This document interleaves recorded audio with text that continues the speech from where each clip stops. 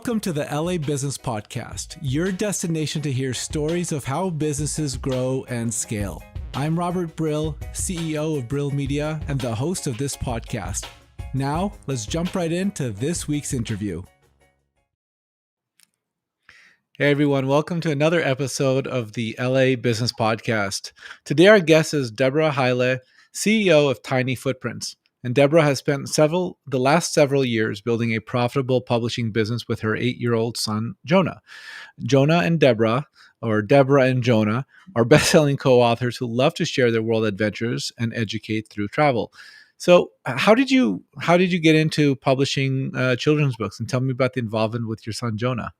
Yeah, so my son Jonah, sorry he can't be here today, but he is having a summer vacation.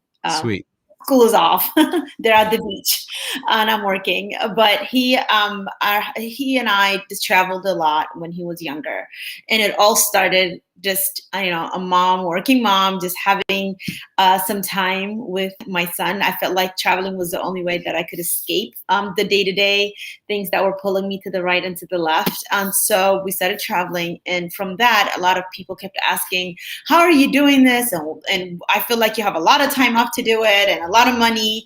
And I was like, no, it's actually doable if you're able to, budget for it and able to just make it a priority in your family. And for us, it's a priority. And so from that, we decided to share our books, we decided to write books so that we could share our stories, so that we could inspire other kids and parents to travel the world together.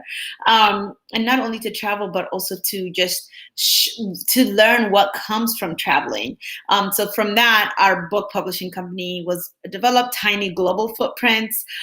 So in our books, we've published 3 books, and they are all bestsellers, like you mentioned. 2 of the books is in the book series. It's called Jonah's Global Footprint. So it's basically Jonah going to all these different countries and bringing back a story from each of the countries.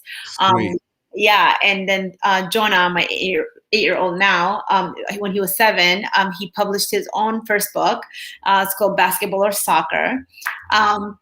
He's very proud of it. So that's also teaching him entrepreneurship too, and how to be an author, and all the, things that all the moving parts that goes with it. So it's been a very interesting journey for us, and also evolving with the time and everything that's going on. I'm sure. I'm a parent. I have a 2.5-year-old, and I'm sure. I mean, literally, like he started, like yesterday, he was trying to learn the letter W, right? Yeah. So I'm like, I had the word Hawaii on my shirt. He's like W, and he couldn't say it right. And so, like, that made me proud. Yeah. I imagine your child publishing a book, his own story, made you exceptionally proud as a parent, right? Yes, very proud moment. And I also like the fact that he's like, okay, done with this one. What's the next one? And now he's publishing his second one this year.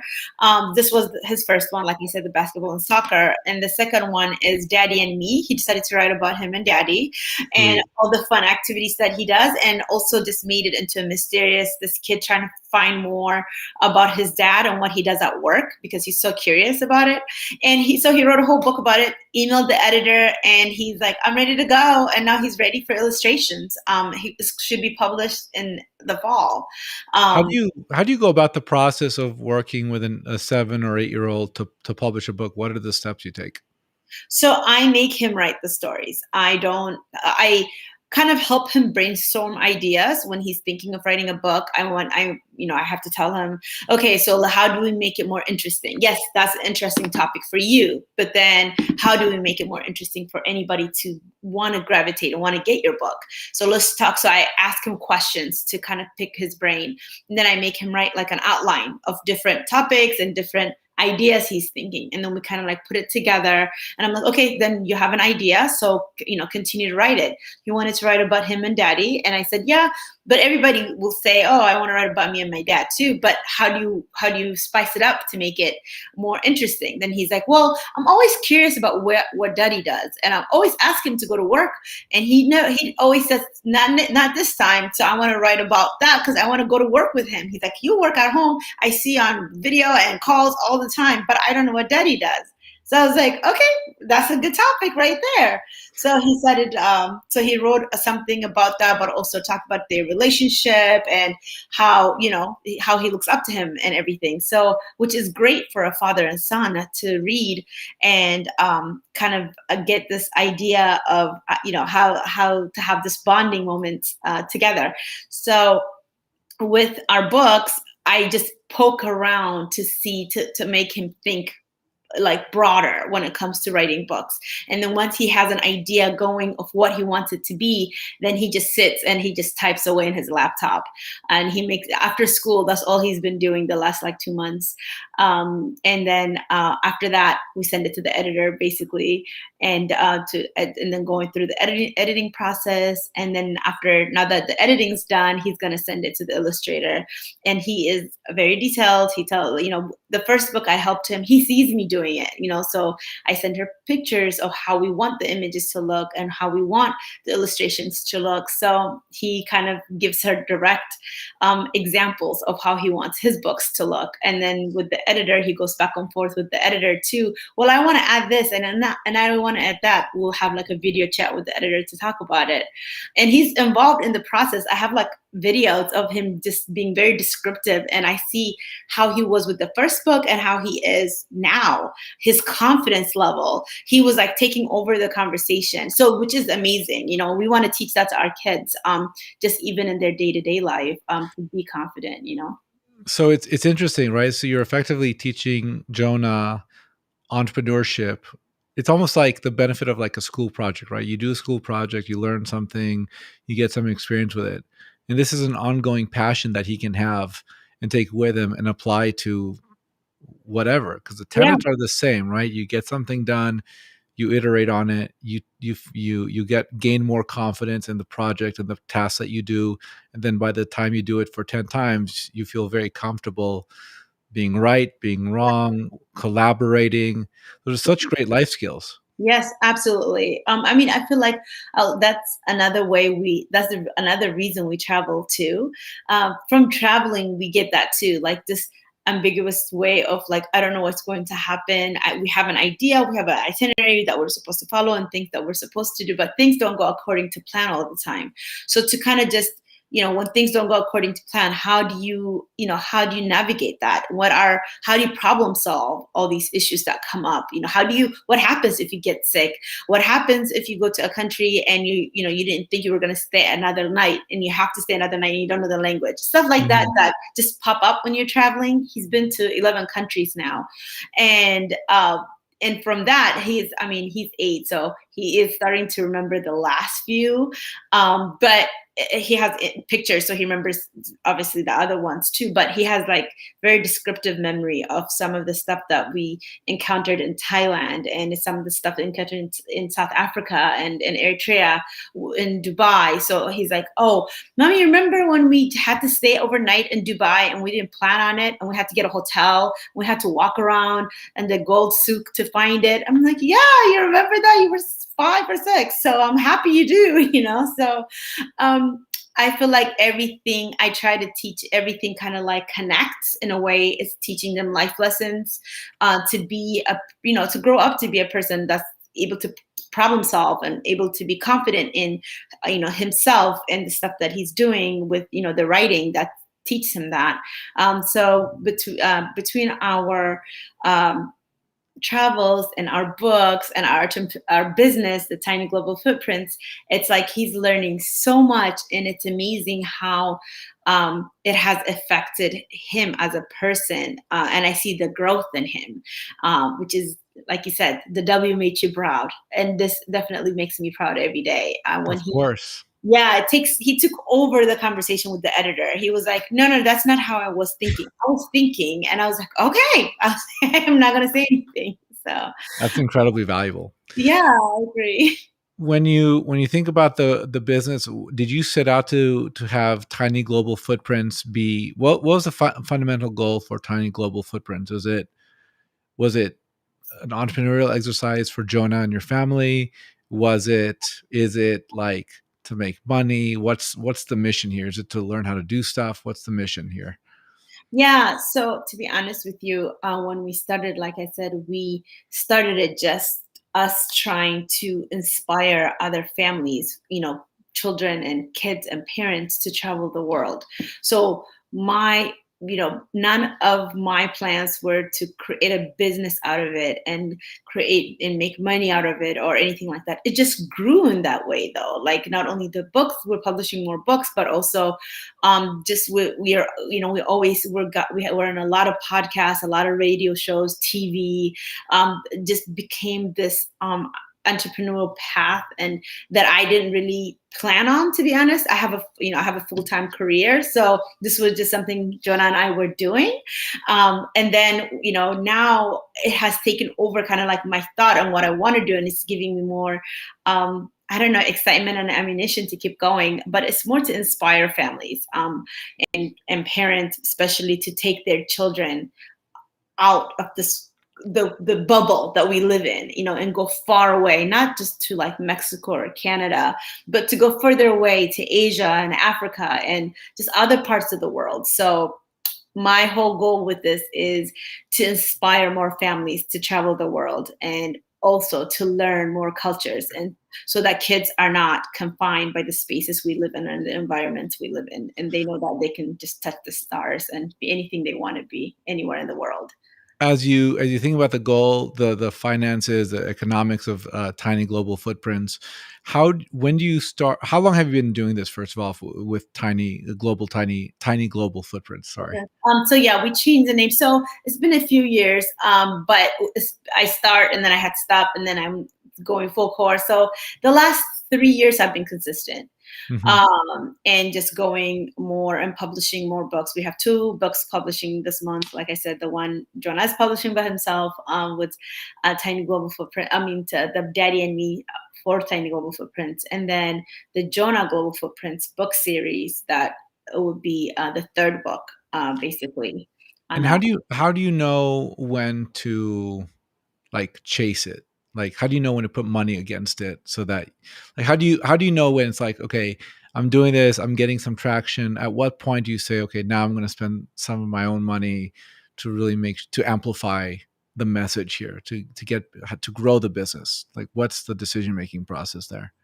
I think publishing the books are costly, and PR is costly. And Okay, I have, tell us about that. Tell us about publishing. I don't know anything about the yeah. self-publishing world. Yeah, it's costly, and I think anybody can tell you that it's costly.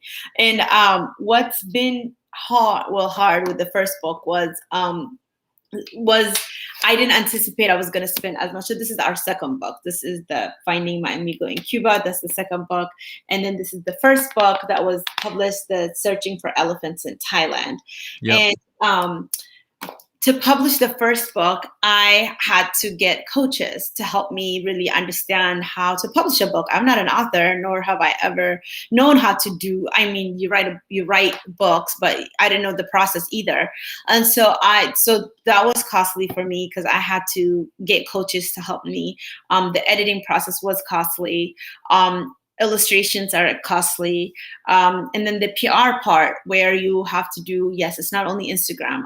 Now that we've gotten traction from podcast hosts and other media, it's been very, very helpful for us. But the thing is, there is also a cost associated to it when I'm doing like launch parties. And I had a launch party for my first book pre-COVID. We didn't do it with the second book because it was during COVID that we published it, and the Sure. third book was COVID too. But so PR can cost you a lot, and like I said, like the illustrations are definitely costly, and a lot of people kind of get deterred away from publishing because of that. But I think I'm a big believer in budgets, and just creating, this is what I'm going to spend, and then finding resources to help you accomplish that goal also matters. I love that. Yeah, and I depend on Upwork and Freelancer a lot for a lot of my illustration. That's how I found my illustrator. My editor, I was able to find it through the coaching program that I'm part of. but I negotiate with people when book covers and formatting and all these things that they have to do. So it's not only publishing books. Actually, I've been coaching as well. I have 5 of my clients are going to be publishing their book this year. Two have already published, and then I have 2 more coming up, or 3 more coming up, and so I coach them through the whole process because I don't want them to spend as much as I did, and I give them the resources that they need also to kind of go through the process, and being more cost effective for themselves. Because yeah, I didn't do it the wrong way the first time, but it was definitely more costly than the second and third time. So I think I've learned how to navigate myself through Yeah, it. I mean, the first time you do anything, it's like you have the learning curve, and it's gonna be more painful, and Mhm. you're paying to learn, and that's good Yeah. experience because Mhm. that's the benefit of learning. You don't have it doesn't cost you as much the second, third, and 100th time around. Right. And it's like with self-publishing, like I wanted the quality of my book to be good. I wanted it to be attractive to the eye. I wanted it to be attractive to any parent, to any kid, to any grandparent, to anyone that's Mhm. walking. And I don't want it to be like one of those books you see and it's like, oh, it's a self-published book. It doesn't look that attractive. So I spent a lot of money, and I still do, on my editing and on my cover and my illustrations, because that's what I'm selling, and that's what is my brand, and I have to make sure my brand has quality. So vetting through a lot of people who can do the same work, but then making sure it's within your budget, and then also they can accomplish the work that you want them to do, is key when it comes to publishing your book and becoming a self-published author. So when you think about, I mean, do you do any in addition to like the launch and the PR, do you do any like other types of marketing and advertising activities to grow this business? Yeah, I do it on Amazon and then other platforms. My Our book was on Barnes and Noble and Walmart, and I think Target was another one that's going to. So I have to do. That's your retail distribution? Right, the retail distribution. So Wow, that's great. yeah, thank you. It's definitely difficult. Like it's a full-time job. So when you have a full-time career, it's definitely hard to juggle. So with the budgeting, the financial finances aspect of it, I have to also be cautious of my timing because running a business is definitely a full-time, obviously. And then, I have my son also who's in school. So it's juggling all these 3 things, aspects of my life that's hard: family, business, and then career, that's demanding really. And so I do feel like I've been able to balance it well, and as the years go on, I've been able to find other ways to advertise, monetize other like celebrities and others to also talk about my book and review it. We have our supporters have been really amazing too, to just get the word out on our books. So it's not a sprint. I always say it's a marathon. So we're just going to keep going and keep heading towards the right way. I think that's the number one mistakes entrepreneurs make. They think that with the possibility for explosive growth through social media, they need to do something crazy that's going to grab a lot of attention. But often that big attention grabbing event that people try to accomplish to go viral hurts them more than helps them, and it's not something that can be sustained.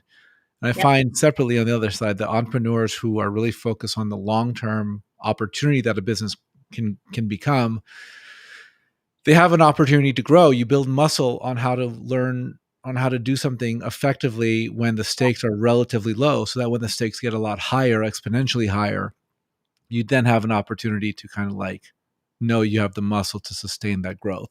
exactly. Yeah, I feel like it's important that it's organic, and that it's not forced. It's not a competition. It's not something that you are, like.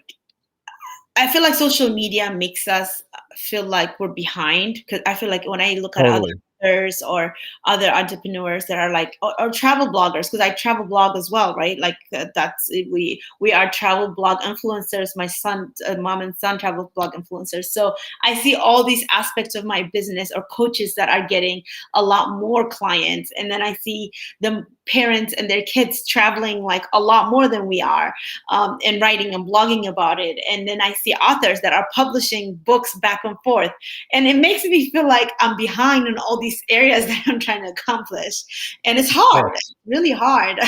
So, but Yeah, I mean that's a challenge with social media, right? Like it shows you the absolute best version of everyone and everything and every business you might see. And yeah, that's, I mean, we all exactly. have flaws, we all have challenges, we all get out of bed, looking funny and our hair's crazy and whatever, but like we never show those photos, and that's not Right. authentic. And what's ironic is like social media is really focusing on authenticity, but in reality, the totality of what you get on social media is anything but authentic. It's fake and glossy as Vogue and Elle and all those other publications. Absolutely, absolutely. It really is. I have friends and family are always telling me, "Oh, I see your social media. You guys are doing great." And I'm like, "But you haven't." I was like, "That's my work. What you see is what I'm showing you. It's not what Right. I'm going through. You have no idea that I was crying yesterday because I had a miserable day at work, or something Sure. traumatic that happened with Jonah at school. Like, you don't know the stuff that are really happening." I feel like social media is just, again, a magazine, like you just said. It's just for show. It's not the struggles. And then they see also us being featured in different, articles and, platforms, podcasts, and they're like, "Oh my god, business is going great. You guys are like celebrities." And I'm like, "You have no idea how hard it Yeah. is." Yeah, it's hard work, and as a business grows, you what I found as I've grown our business is that the risks remain equally as daunting. When the business starts out, the risks are relatively small. And when the business grows and you're doing exponential more work and exponential more revenue, whatever the case might Yeah, be, you're still taking the same risks. There's just like one or two more zeros attached to that financial risk. And it's absolutely. still daunting, and you still might lose.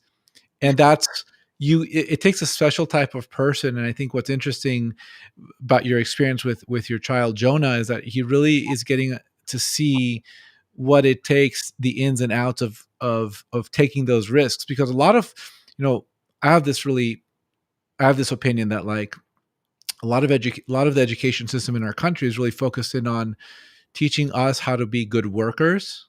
Yes, And it's not absolutely. my, yeah, right? But very little of school tells you how to be, how to think and handle those risks, because the reality is life is incredibly risky. Getting out the door and getting to your car and driving to McDonald's is an incredibly risky behavior when you look at the totality of like traffic accidents in the country, Right, right? right, Every right. It's risky to be alive. Yeah, absolutely, exactly. Um, Teaching So that to go kids. go ahead, sorry. No, I was just gonna say teaching that to kids is so important, and I feel like Jonah learns a lot from that. It's a big deal for him to learn taking risks in figuring out, am I making the right decision or not? And I feel like, I don't know, these are life skills. School, he's learning things that he won't learn at school by traveling. He's learning stuff he 100%. won't learn, when he's publishing these books. When he was talking to his class the other day, and he was explaining to them how it works, and they were so fascinated by it, including his teacher. And so, yes, I do think that these are life lessons that he's going to keep and hopefully grow. So when COVID is happening, and people are shut out of day-to-day stores and the world is changing, how does it affect your business? I imagine with parents being at home and children wanting to stay at, being educated at home through Zoom, there's a lot of upheaval, a lot of change. How does that do for sales of your book? What did you do during that period to push forward Tiny Global Footprints? um to be honest with you, I could say I can't say that I was successful the whole entire time. I think in the beginning, we moved from Washington, D.C. to Miami because I wanted to just get away from the hectic lifestyle that I had over there. And when we moved to Miami, I don't know, took turn because that was in March when I moved here last March. And everyone, everyone was in quarantine. We didn't know anyone. And here, and we have some family, but not a lot.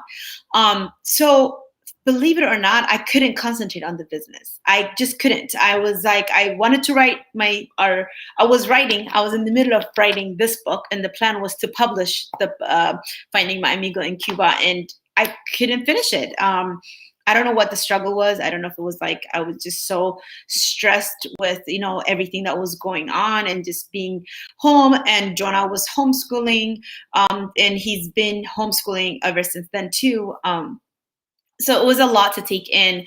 And I think what helped me was I had to create a schedule, I had to create goals, but I didn't do that till this year. I did publish this book last year. So I was like, oh, kudos. At least you did that. That was the only thing I did last year. But I had a lot planned. I mean, if you saw my vision board for 2020, it was packed.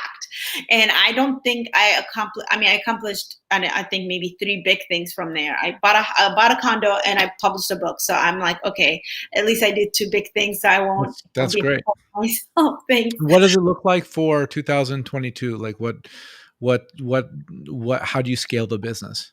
Yeah. So to scale the business, what I've done, like on last year or this year, the beginning of this year, was just I created a extensive budget, a schedule, and what I want, and our goals. Like what are we doing? What's my target?